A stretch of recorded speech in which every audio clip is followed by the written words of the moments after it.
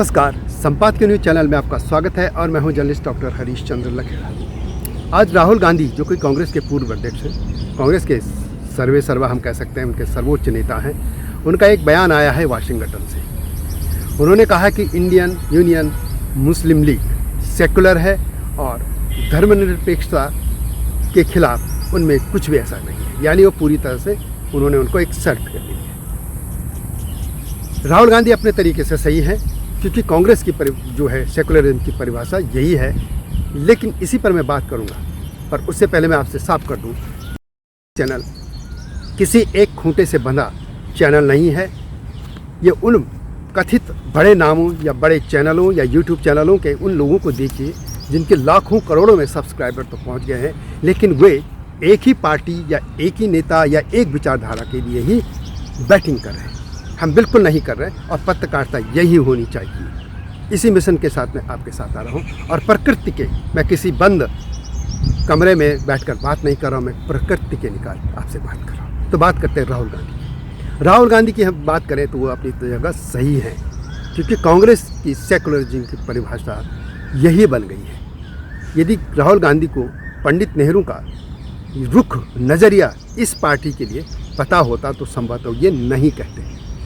आपको बता दूं, वैसे आप लोगों को मालूम भी होगा कि जो भारत विभाजन का सबसे बड़ा खलनायक चेहरा है वो है मोहम्मद अली जिन्ना। पाकिस्तान बनाया उसने, उसकी एक पार्टी थी मुस्लिम लीग। ये जहर उगलने वाले लोग थे, जहरीले लोग, जहरीले सांपों से जहरीले लोग। ये जब सांपों से जहरीले लोग पाकिस्तान चले गए तो जैसे ही भारत और पाकिस्तान बने, तो आप हिस्ट्री की किताबें देखिए कि जितने भी भारत में लोग थे, ये जहरीले लोग जो पाकिस्तान नहीं गए, ख़ासतौर पर उत्तर प्रदेश और बिहार में और केरल में, इन्होंने रातों रात, ख़ासतौर पर यूपी और बिहार की बात है हिस्ट्री की किताबों में, कि इन्होंने अपने वो जो मुस्लिम लीग के झंडे थे उतार दिए और कांग्रेस के झंडे लगा दिए। और ये जहरीले लोग फिर कांग्रेस में शामिल हो गए थे, जो धीरे धीरे कांग्रेस को जहरीला करते रहे। राहुल गांधी ये भूल गए थे इन जहरीले लोगों की बात। 1947 में जब पाकिस्तान बन गया तो मोहम्मद अली जिन्ना ने अपनी पार्टी भंग कर दी थी, यानी Indian all India Muslim league, उसको भंग कर दिया था। पाकिस्तान में फिर इसी पार्टी को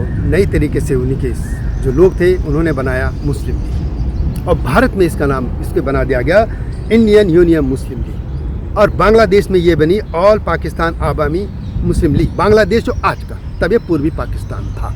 ठीक, उसके बाद यानी तीनों जगह ये जहरीले लोगों ने अपना झंडा बुलंद रखा। भारत में चूंकि सेकुलर स्टेट बन गया था, हालांकि इंदिरा गांधी ने शब्द तो इंदिरा गांधी के ज़माने में आए संविधान में, लेकिन जो पूरा नज़रिया था पंडित नेहरू का, जो प्रथम प्रधानमंत्री थे, तो वो ये था कि सर्वधर्म सद्भाव की बात है। लेकिन भारत में भी जब ये जो तमिल नेता थे, इनका नाम था मोहम्मद इस्माइल, जो इसी मुस्लिम लीग के जहरीले नेता थे, उसने जब इसको बनाने की कोशिश की तो नेहरू बहुत गुस्से में थे, नाराज़ थे। और वे तत्कालीन जो गवर्नर जनरल थे लॉर्ड माउंटबेटन, उनके पास गए। उन्होंने कहा कि ये ऐसा नहीं होना चाहिए और ऐसी शक्तियों को कुचला जाएगा, कुचल देगी सरकार शक्ति से।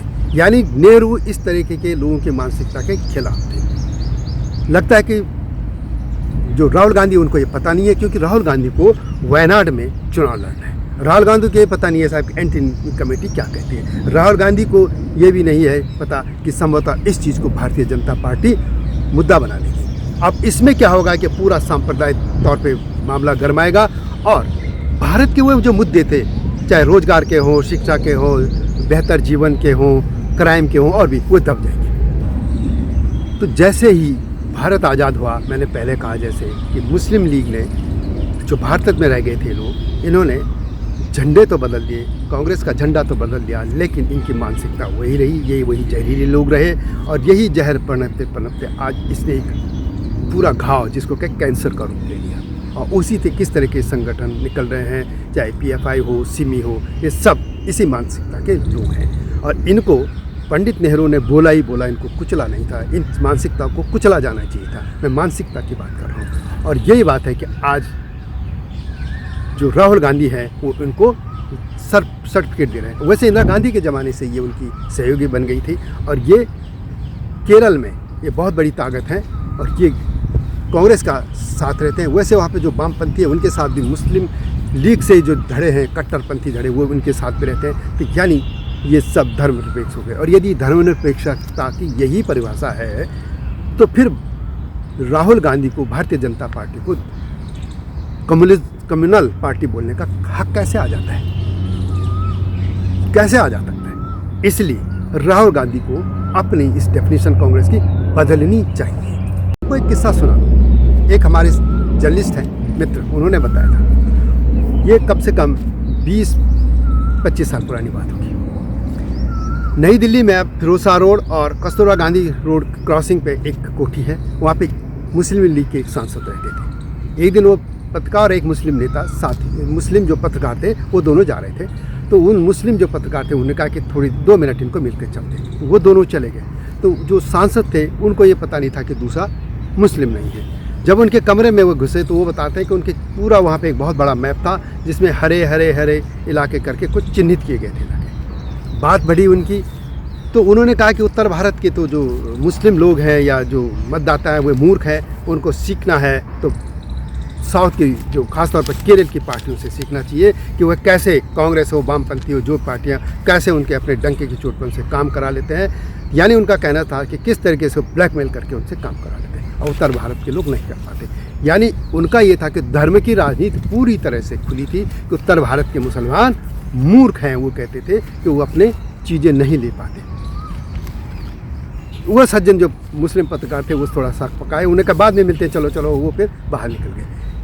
यानी आप पत्रकारों से भी ऐसे बात करते हैं, इस तरीके से जहरीले लोगों को आप यदि सेकुलरिज्म का सर्टिफिकेट दे रहे हैं तो अगले चुनाव में कांग्रेस के लोग वोट कैसे देंगे? जो लोग जन मुद्दों के साथ लेकर कांग्रेस के साथ आना चाहते हैं वे लोग इन मुद्दों से फिर भारतीय जनता पार्टी के पाले में चले जाते हैं। और जबकि एंटनी कमेटी यही कह चुकी है, कांग्रेस के वरिष्ठ नेता, पूर्व रक्षा मंत्री और केरल के पूर्व मुख्यमंत्री एक एंटनी, उनकी एक कमेटी थी। कांग्रेस ने चुनाव हारने के बाद कुछ साल पहले एक कमेटी बनाई थी, तो उस एंटनी कमेटी ने कहा था कि कांग्रेस का हारने का बड़ा कारण अल्पसंख्यकों का तुष्टीकरण और हिंदू मतदाताओं को या हिंदू समाज को नकारना था। ये बड़ी बात थी। लेकिन लगता है कि राहुल गांधी ने ये कमेटी की रिपोर्ट भी नहीं पढ़ी है। लगता है उनका सिर्फ और सिर्फ एक ही इरादा है कि वे वायनाड से चुनाव लड़ें। वो केरल में ही इलाका है, मुस्लिम बहुल है, और राहुल गांधी सिर्फ और सिर्फ एक सीट जीतने के लिए वो इस तरह की बातें कर रहे हैं। लेकिन जब पूरा भारत जानता है कि ये जो मुस्लिम लीग है भारत की, इंडियन यूनियन मुस्लिम लीग, वो पूरी तरह से कम्युनल पार्टी है। ये जो ओबीसी है उसी तरह के वे लोग हैं। वो ठीक है, उस तरह के बयान नहीं देती है, बड़ बोला है बोल देता है ओबीसी, लेकिन वे नीचे ही नीचे जहर घोलते हैं और उस तरीके से काम करते हैं। तो राहुल गांधी को ऐसे सेकुलरिज्म मुबारक। तो यह वीडियो कैसे लगी कमेंट में ऐसे लेकर इसी तरह के मुद्दों के साथ आपके सामने आऊँगा और साफ कह दूँ कि हमारा चैनल या मेरा चैनल ये एक खूंटे से नहीं बंधा है, बिल्कुल नहीं बंधा है। आप इसको लगातार वीडियो में देख सकते हैं। अगली वीडियो तक प्रतीक्षा कीजिए, तब तक नमस्कार। हिमालय पे पेड़ हो तो गीत गाएंगी नदियाँ, गीत गाएंगी नदियाँ। पेड़ों पे चिड़िया है तो गीत गाएंगी नदियाँ, पेड़ों पे चिड़िया है तो गीत गाएंगी नदियाँ। माँ की लोरी जैसे होते हैं नदियों के गीत,